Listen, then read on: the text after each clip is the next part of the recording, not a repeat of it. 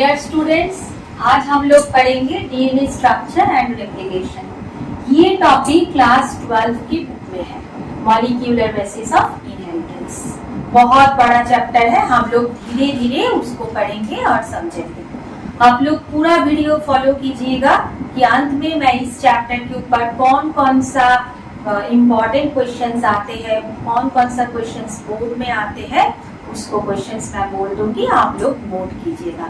इसको जानने के लिए इम्पोर्टेंट क्वेश्चंस पहले समझना है, पूरा वीडियो देख के स्किप मत कीजिएगा।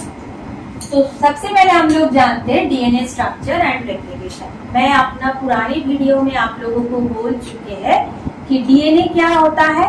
डीएनए सबसे इम्पोर्टेंट टॉपिक है, इम्पोर्टेंट कंपोनेंट है बायोलॉजी में, जो एक जनरेशन से दूसरे जनरेशन में इंफॉर्मेशंस को लेके जाते हैं। तो डीएनए क्या होता है?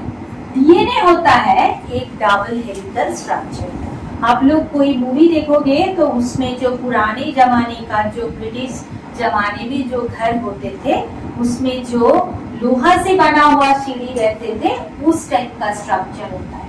ये एक हेलिक्स है, ये दूसरा हेलिक्स है। That is known as the DNA का डबल हेलिकल स्ट्रक्चर। पूरा नाम क्या है डीएनए का? आप लोग को पता है, डीएनए का फुल फॉर्म है डीऑक्सीराइबो न्यूक्लिक एसिड।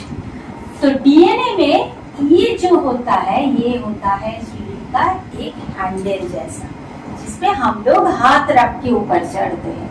और ये जो आप लोग देख रहे हैं ना, that is the stair of the सीढ़ी, जिसमें हम लोग पैर रखते हैं। तो ये एक बेसिक मॉडल है डीएनए का। तो डीएनए रेप्लिकेशन क्या होता है? पहले हम लोग स्ट्रक्चर पढ़ेंगे, उसके बाद रेप्लिकेशन पढ़ेंगे। तो स्ट्रक्चर ऑफ डीएनए में सबसे पहला पॉइंट आता है, it is a long polymer of the deoxyribo nucleotides. कुछ बुक में आप लोग को ये भी दिखाई देगा कि वहां पे लिखा है डीऑक्सीराइबोस सुगर। तो पॉलीन्यूक्लियोटाइड, पॉलीन्यूक्लियोटाइड क्यों? पॉलीमर आप लोग को केमिस्ट्री में भी पता है, बहुत सारा मोनोमर यूनिट्स एक साथ जुड़ के together they constitute the polymer. A nucleotide has 3 components. जैसे first one is the nitrogenous base. मैं पहले आप लोगों को बोल चुके हैं कि डीएनए का जो हेलिक्स होता है उसको हम लोग बोलते हैं हैंडल, और डीएनए का जो स्टेयर होते हैं फुटस्टेप्स, उसको हम लोग बोलते हैं नाइट्रोजनस बेस। नंबर 2 में क्या होता है? Pentose sugar. आरएनए में पेंटोज सुगर को बोला जाता है राइबोस, और डीएनए में पेंटोज सुगर को बच्चों क्या बोला जाता है? डीऑक्सीराइबोस। डीऑक्सीराइबोस से ही डीएनए का डी फॉर्म हुआ था। थर्ड पॉइंट क्या है? Phosphate group. तो बी और सी दोनों मिलकर आपका बनाते हैं सीढ़िया का हैंडल, मतलब हेलिक्स का हैंडल। और पैर रखने वाला जो स्टेप्स होता है सीढ़ी का, that is made up of nitrogenous base in case of the DNA. तो there are 2 types of nitrogenous bases, one is purine, another one is the pyrimidine। तो प्यूरिन 2 टाइप का होता है डीएनए के केस में, that is adenine and guanine. और pyrimidine क्या होता है? Cytosine and thymine. But points to be noted, in case of RNA, the uracil is present in place of thymine। मतलब RNA में pyrimidine जो टाइप होता है, that is the cytosine and thymine। आप देखिए 2 types of nitrogenous bases, purine and pyrimidine, and uracil is present in thymine। ये continuation था पीछे वाली स्लाइड का। सेकेंड पॉइंट में क्या है? Nitrogenous base is linked to the hydroxyl group of 1 carbon pentose sugar by a an glycosidic linkage. What is the glycosidic linkage? Sugar molecules आप लोग जान लीजिए, बात आप लोग बायोमॉलिक्यूल्स चैप्टर में भी पढ़े हैं। सुगर मॉलिक्यूल्स जब एक दूसरे के साथ अटैच्ड होते हैं by the glycosidic linkage or glycosidic bond. In case of protein, that bond is known as the peptide bond. वो हम बाद में डिस्कस करेंगे। To form a nucleoside, यहाँ पे एक चीज आप लोगों को देखना है, nucleoside is equals to the glycosidic linkage, means pentose sugar and the glycosidic linkage of carbon together constitute the nucleoside. Means nitrogenous base and sugar form the nucleoside, but when the phosphate group is attached with the nucleoside, then it is known as the nucleotides. मैं फिर से समझा देती हूँ. सिर्फ nitrogenous base मतलब adenine और guanine, cytosine, uracil, thymine जो भी हो, दैट इज नाइट्रोजनस बेस. जब शुगर के साथ अटैच रहते हैं उसको न्यूक्लियोसाइड बोलते हैं. But when the phosphate group is attached with the nucleoside, then it is known as the nucleotides. तो डेफिनेटली आप लोग को समझ में आ गया कि nucleotide is the more complicated structure than the nucleoside. Two nucleotides are linked through the 3'-5' phosphodiester linkage. DNA का जो हेलिक्स है उसमें मैं क्या बताई आप लोगों को कि helix is nothing but the those handles of the sheet. दोनों हैंडल, एक हैंडल अगर ऊपर से नीचे जाएंगे तो दूसरा नीचे से ऊपर आएंगे. मतलब एक 3' to 5' लिंक में रहेंगे तो दूसरा 5' to 3' लिंकेज बॉन्ड में अटैच्ड रहेगा. मतलब shows the opposite polarity. क्योंकि हम लोगों को पता है, आप लोगों को भी पता है कि ऑपोजिट पोलैरिटी एक दूसरे को अट्रैक्ट करता है. अगर रिपल्सन हो जाएगा, दोनों हेलिक्स एक दूसरे से दूर हो जाएगा, you can't maintain the shape और स्ट्रक्चर ऑफ द डीएनए. अगर दोनों हैंडल दो साइड हो जाएंगे, एक दूसरे के नजदीक नहीं रहेंगे, तो रिपल्सन के कारण कोई लिंकेज नहीं फॉर्मेशन होगा, ना नाइट्रोजनस बेस उसमें बॉन्ड फॉर्म कर पाएंगे, एंड हम लोग कोई भी उसका कोई शेप, उसका कोई डेफिनिट स्ट्रक्चर, जैसे मैं बार बार आप लोगों को बोल रही हूँ DNA is the double helical structure, तब मैं नहीं बता सकती कि ये कैसे डबल हेलिकल स्ट्रक्चर है. इसलिए ऑपोजिट पोलैरिटी दिखा जाता है. Thus a polymer has phosphate moiety. अगर 5' एंड में आप लोगों का phosphate moiety होगा, मींस phosphate ग्रुप होगा, तो 3' एंड में आप लोगों का sugar moiety होगा. That is the end of the polymer. Next slide में हम लोग क्या देखेंगे? नेक्स्ट स्लाइड में हम लोग देखेंगे salient features of the double helical DNA. ये जो salient features है, ये proposed हुआ था by Watson and Crick. Backbone of the double helix is made up of sugar phosphate. मैंने बताए थे आपको, अगर आप लोग सीढ़ी पे चढ़ेंगे तो उसका बैकबोन क्या होता है? उसका बैकबोन होता है मोस्टली उसका हैंडल, जिसको पकड़ के हम लोग ऊपर चढ़ते हैं, और फुट स्टेप्स. तो backbone of the double helix मतलब यहाँ पे हैंडल को डिनोट कर रहे हैं, is made up of sugar phosphate along with the inside projected base. मतलब जो हैंडल का फोटो मैंने दिखाए थे आप लोगों को, वो हैंडल बना रहते हैं आपका सुगर फॉस्फेट से, बट इनसाइड मतलब फूड स्टेप के इनर में नाइट्रोजनस बेस एक दूसरे को इनसाइड प्रोजेक्टेड फॉर्म में रहते हैं. नेक्स्ट क्या है? The double helix shows the anti parallel polarity. मैंने अभी आप लोगों को समझाया है, सीढ़ी का दो जो हैंडल है, वो हैंडल ऐसे क्लोज प्रॉक्सिमिटी में नहीं रहेंगे, तो you can't make the coiling, but you can't get the helical structure. That's why it shows the antipolarity. Means one chain shows the 5' to 3' and another chain shows the 3' to 5'. मतलब दो strand ऐसे आप लोगों को दिखेगा, तो एक strand रहेगा 3' to 5' और दूसरा स्ट्रैंड रहेगा 5' to 3'. एंटीपोलैरिटी बोल के ये लोग ऐसे हेलिकल स्ट्रक्चर बना पाएंगे. नेक्स्ट क्या है? The nitrogenous bases are bonded with the hydrogen bond. Means जो अभी आप लोग आ रहा है हेलिक्स में, समझ गए कि आप लोग समझ गए हो. तो अभी जो बेस होता है, these two bases are known as the purine and pyrimidine. आप लोग मेरी उंगली को फॉलो कीजिए. जैसे प्यूरिन और पिरिमिडिन बेस दोनों एक दूसरे को बॉन्ड फॉर्मेशन करते हैं by the hydrogen bond.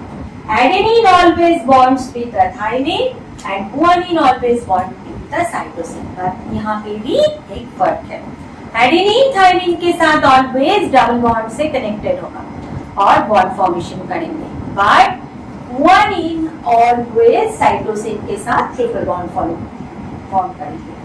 The two strands are filed in a right-handed fashion. बाद में मैं हम लोग को ये भी दूसरा वीडियो में बताएंगे कि बहुत सारे टाइप का डीएनए होता है. Z डीएनए होता है, B डीएनए होता है, ऐसे बहुत सारे डीएनए होता है. But in this normal DNA जो हेलिक्स बनता है एक दूसरे के साथ राइट हैंड फैशन में बॉन्ड फॉर्म करते हैं. The pitch of the helix is 3.4 nanometre. मतलब डीएनए का जो हेलिक्स बन रहा है तो ये और ये डीएनए के बीच जो दोनों का जो पेयरिंग हो रहा है वहां का डिस्टेंस होता है 3.4 नैनोमीटर.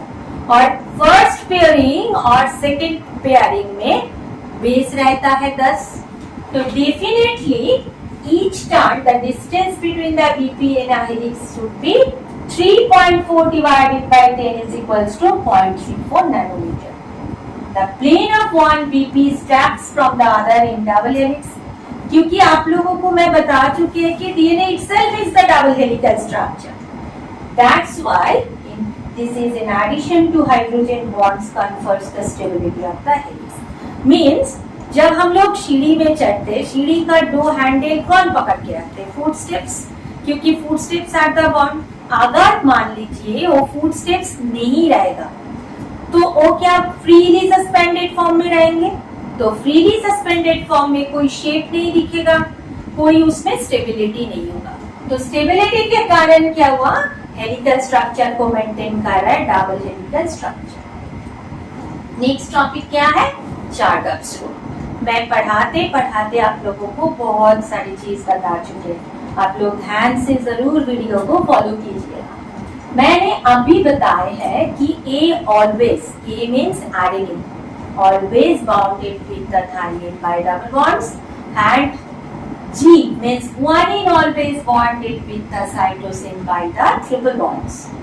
चार्गप्स क्या बताए थे? उन्होंने बताए थे for a double stranded DNA, double stranded means double helical structure DNA. The ratio between adenine and thymine and guanine and cytosine are constant and equal. This is known as the Chargaff's rule. Next, सारे बच्चे डरते हैं, सब मेरे को बोलते हैं कि how the nucleosome model is formed. बाप रे मैम, ये तो बहुत हार्ड टॉपिक है. बट कुछ भी हार्ड नहीं है न्यूक्लियोसोम मॉडल. न्यूक्लियोसोम मॉडल एक बहुत ही इंटरेस्टिंग टॉपिक है. मैं आप लोगों को एक छोटा सा इंट्रोडक्शन पहले दे देते हैं अबाउट द डीएनए. मैंने क्या बताए थे मेरे फर्स्ट वीडियो में? हेरिडिटी चैप्टर में आप लोगों को मैं समझाई थी, चाहे तो आप लोग दोबारा उस वीडियो को एक बार देख लो. उसमें मैंने समझाई थी chromosome is nothing but the beads necklace. मैंने बताए थे तो एक एंटायर क्रोमोसोम, मान लीजिए पेंसिल, ये नेकलेस है. तो इस नेकलेस में मैं यहाँ पे 10 बीड्स को अरेंज कर दी. तो हर एक जो बीड्स होते हैं ना, मीन्स मोती होते हैं, वो मोती एक एक मोती मान लीजिए आपका डीएनए. मतलब क्या? एक थ्रेड लाइक स्ट्रक्चर के अंदर डीएनए उसमें बने रहते हैं. तो व्हाट इज, नाम सुन के तो आप लोग घबरा जाएंगे कि व्हाट इज न्यूक्लियोसोम का. But this is the most important topic, क्योंकि क्वेश्चंस तो हर साल स्टूडेंट्स आते हैं. तो this is the nucleosome model. तो nucleosome is a complex of negatively charged DNA wrapped around the positively charged histone octamer. Means ये जान लीजिए आप लोग, DNA always must be the negatively charged particles. और हिस्टोन क्या? Histone is nothing but a protein. तो nucleosome क्या है? एक बॉल है. आप लोग घबराइए मत, पीछे मैं फिगर से भी आप लोगों को एक्सप्लेन कर दूंगी. न्यूक्लियोसोम एक बॉल है. जैसे मान लीजिए आप एक बॉल से खेल रहे हैं, तो उस बॉल के ऊपर मैंने क्या किया? एक रबर बैंड को पैक कर दिया. तो क्या हुआ? तो रबर बैंड को मैंने कैसे पैक किया? काट के पैक किया. तो रबर बैंड को एक बॉल के ऊपर, जैसे इसके ऊपर, जैसे आप लोग ये जो पिंक कलर का ये देता है, सोचिए इसको जैसे मैंने रैप कर दिया. तो एक बॉल के ऊपर जब रैप कर दिया तो वहां पे एक फ्री एंड रहेगा. रबर बैंड का, क्योंकि मैंने काट दिए थे बैंड को, तो उस फ्री एंड को मैं एक स्ट्रैंड के साथ बांध देते हैं। तो the ball along with the rubber bond is known as the nucleosome. Ball is nothing but the histone protein and rubber band is the wrapped DNA which is negatively charged. कितना सुंदर है, आप लोग देखिए कि ball histone positive, DNA negative, that's why DNA उसके ऊपर arrangement हुआ है। अगर डीएनए भी पॉजिटिव होता, we can't reach the DNA or DNA never would be wrapped on the bond. Next point क्या है? It is found in the nucleus of the cell. आप सोचो सेल के अंदर एक न्यूक्लियस, उसमें भी एक न्यूक्लियोसोम है। नाम से ही आप लोगों को पता चल रहा है न्यूक्लियोसोम मींस न्यूक्लियस से न्यूक्लियोसोम। थर्ड पॉइंट क्या है बच्चों? Nucleosome is the fundamental unit of chromatin. What is chromatin? Chromatin is nothing but the material by which chromosome is made up of. Clear? तो सबसे पहले क्या बताएं? Chromatin. It is made up of 4 types of protein. मान लीजिए आप लोग जो न्यूक्लियोसोम है उसमें 4 बॉल ऊपर है, 4 बॉल नीचे है। तो 4 बॉल जो ऊपर है मतलब एक बॉल H2 है, दूसरा ball H2B, third one is the H3 and fourth ball is H4। ऐसे 4 बॉल ऊपर अरेंज किया हुआ है। नीचे भी सेम वे में H2A, H2B, H3 and H4 ball को अरेंज किया। तो आप लोग समझ गए कि ऊपर 4 नीचे 4, तो 4 मिलके क्या हुआ students? That is the octamer. But whole ball को अगर हम लोग एक सिंगल बॉल सोचेंगे, जैसे आप विजुअलाइज कीजिए कि फुटबॉल में बहुत सारे ब्लैक कलर का स्पॉट है, तो उसमें ऊपर का 4 ब्लैक स्पॉट और नीचे का 4 ब्लैक स्पॉट को हम लोग मानेंगे octamer. But 8 ball together constitute a single ball. It is made up of occurring in pairs. The histone proteins contains positively charged due to the abundance of amino acid residues, that is lysine and arginine.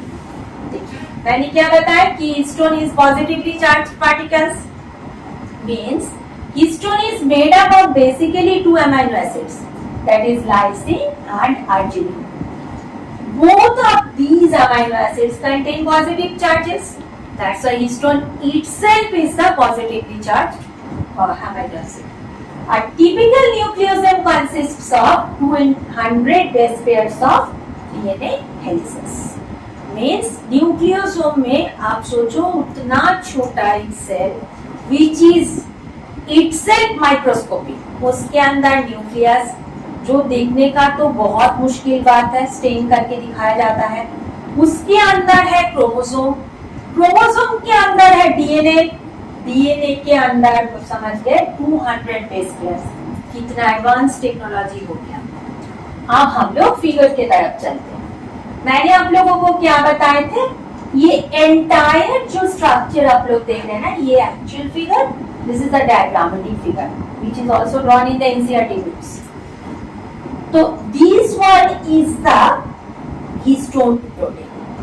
Rather, it is better to say that this one is the histone octamer and this is the 3D figure. That's why 1, 2, 3, 4 ऊपर का 4 histone that is H2A, 2B, H3, H4, नीचे का भी 4. But it is unfortunate to see, you can't see that because one wall is on the back side. तो 1, 2, 3 and पीछे एक है 4.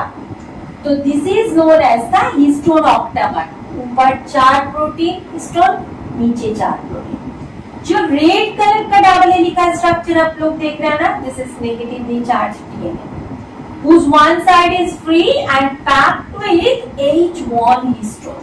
Basically 4 types of the histones are there, H1, H2 and 2B, H3 and H4. उसमें nucleosome model का जो histone octamer उसमें 4 connected है और एक इसमें रॉड जैसा डंडा जैसे खड़े रहते हैं to give the support of the DNA in which the DNA should be attached. तो this entire structure is the histone nucleosome model and this one is the diagrammatic representation. तो हम समझ गए कि आप लोग समझ गए, उतना कुछ टफ टॉपिक नहीं है स्टूडेंट्स की। सब स्टूडेंट्स मेरे को बोलते हैं कि मैडम ये न्यूक्लियोसोम बहुत टफ टॉपिक है। मैं ये आशा रखती हूँ कि आप लोग समझ गए। Now the time to say that the what are the important questions coming in the 2025 board examination. So first one is the what is the nucleosome model. लेकिन क्वेश्चंस का पैटर्न चेंज हो गया। ये ज्यादातर 3 मार्क्स का question आएंगे कि what is the nucleosome model. Mostly आज के जो टॉपिक है बोर्ड में जिस क्वेश्चंस आता है that is assertion reasoning based and MCQ based. तो असर्शन रीजनिंग में आप लोगों को इस टाइप का क्वेश्चन दिया जाता है। असर्शन में दिया जाएगा histone protein is made up of positively charged octamer histone, and reason में दिया जाता है DNA is wrapped on the histone protein to form the nucleosome model. Which option is correct? आप लोगों को तो पता ही है 4 options A and R both are true. First option is A and R both are true and R is the correct explanation of A. Second one is both are true but not R is the correct explanation of A. Third option is A is true, R is false, and fourth option is A is false, R is true. Answer आप लोगों को ढूंढना है, comment करके मेरे को भेजिए कि कौन सा आंसर होगा। थर्ड क्वेश्चन क्या है? What is Chargaff's rule? Chargaff's rule तो बहुत आसान है बच्चों। फोर्थ क्वेश्चन क्या होता है? ऑल ये भी assertion reasoning based. All the nucleotides are the nucleoside, this is the assertion, and reason are the nucleotide contains a phosphate group along with the sugar and nitrogenous bases. But students expect मत कीजिए कि आप लोगों को लिखने देंगे right the percentage model. वो मेरे टाइम पे आते थे, आप लोगों को टाइम में नहीं आता है। तो ध्यान से पढ़िए और अच्छा वीडियोस लाने के लिए मेरा चैनल को जरूर subscribe, like, comment and share कीजिएगा। मैं आशा रखती हूँ कि आप लोगों का रिजल्ट अच्छा ही होगा। Best of luck.